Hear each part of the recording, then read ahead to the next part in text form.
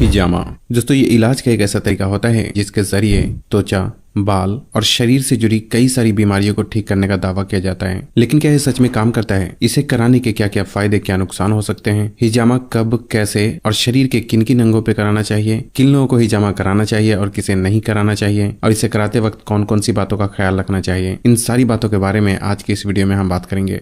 सबसे पहले बात करते हैं कि हिजामा होता क्या है और ये किस तरह से काम करता है। दोस्तों एक समय के बाद हमारे शरीर का गंदा खून चमड़ी के नीचे वाले हिस्से में आकर जमा होता है, जिसे शरीर से बाहर ना निकालने पर ये कई सारी बीमारियों का कारण बनता है। और इसी गंदे खून को निकालने के लिए हिजामा थेरेपी का इस्तेमाल किया जाता है, जिससे कि खून साफ होता है और कई सारी बीमारियां धीरे धीरे ठीक होने लगती है। वैसे हिजामा को कपिंग थेरेपी के नाम से भी जाना जाता है, जो कि ऑलमोस्ट 3 तरीके के होते हैं: डायनेमिक कपिंग, ड्राई कपिंग और wet cupping. Basically dynamic cupping शरीर में मसल स्ट्रक्चर को सॉफ्ट करने और ब्लड के सर्कुलेशन को इंप्रूव करने के लिए किया जाता है। ड्राई कपिंग की प्रक्रिया में कप के अंदर वैक्यूम क्रिएट किया जाता है, जिससे कि आसपास के गंदे खून कप के नजदीक आकर जमा हो जाते हैं। और वेट कपिंग की प्रक्रिया में स्किन पर हल्के हल्के कट लगाकर उस गंदे खून को बाहर निकाला जाता है। बेसिकली हिजामा ड्राई कपिंग और वेट कपिंग का एक कॉम्बिनेशन होता है, जिसमें पहले ड्राई कपिंग के जरिए गंदे खून को कप के आसपास ट्रैप किया जाता है और फिर हल्के हल्के कट लगाकर उस खून को खींचकर बाहर निकाल दिया जाता है। अब यहाँ 3 अहम सवाल ये उठता है कि हिजामा कराने के क्या क्या फायदे हो सकते हैं, क्या इसे कराने में दर्द भी होता है, और स्किन पर कट लगने की वजह से हुए निशान को मिटने में कितने समय लगते हैं। दोस्तों हिजामा कराने के अनगिनत फायदे होते हैं, जिसे गिनकर तो बिल्कुल भी नहीं बताया जा सकता, क्योंकि ज्यादातर बीमारी खून में गंदगी जमा होने की वजह से ही शुरू होती है। और हिजामा करने की प्रक्रिया में शरीर के अंदर से गंदे खून को खींचकर बाहर निकाल दिया जाता है, जिससे कि बॉडी में एक हल्कापन महसूस होने के साथ साथ कई सारी बीमारियां भी धीरे धीरे ठीक होने लगती है। जहां तक दर्द और स्किन पर आए निशान का सवाल है, तो यहाँ इस बात का समझना जरूरी है कि हिजामा की प्रक्रिया में कट्स स्किन के ऊपरी हिस्से पर ही लगाया जाता है, जिससे कि दर्द भी बिल्कुल ना के बराबर महसूस होता है और कट्स के निशान भी ज्यादातर 1 हफ्ते के अंदर अंदर ही खत्म हो जाते हैं। अब बात आती है कि हिजामा किन लोगों को कराना चाहिए और किसे नहीं कराना चाहिए। दोस्तों वैसे तो औरत हो या मर्द, पूरी तरह से तंदुरुस्त व्यक्ति भी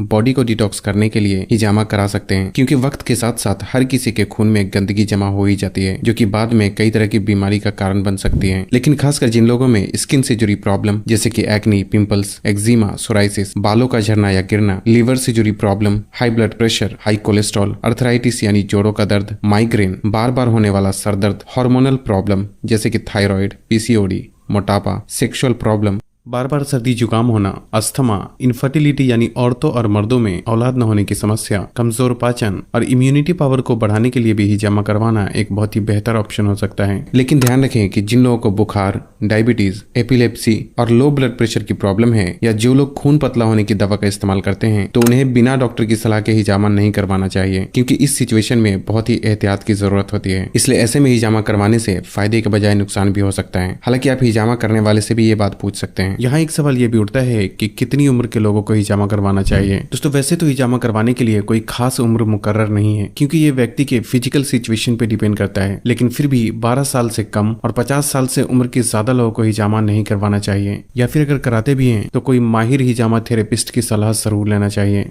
अब बात आती है कि शरीर के किन किन हिस्सों पर हिजामा करवाना चाहिए। दोस्तों हर अलग अलग प्रॉब्लम के लिए शरीर के अलग अलग हिस्से पर हिजामा किया जाता है, इसलिए आपको जो भी प्रॉब्लम है वो हिजामा थेरेपिस्ट यानी हिजामा करने वाले को बताएं, क्योंकि उन्हें पता होता है कि किस प्रॉब्लम में शरीर के कौन से हिस्से पर हिजामा करवाना चाहिए।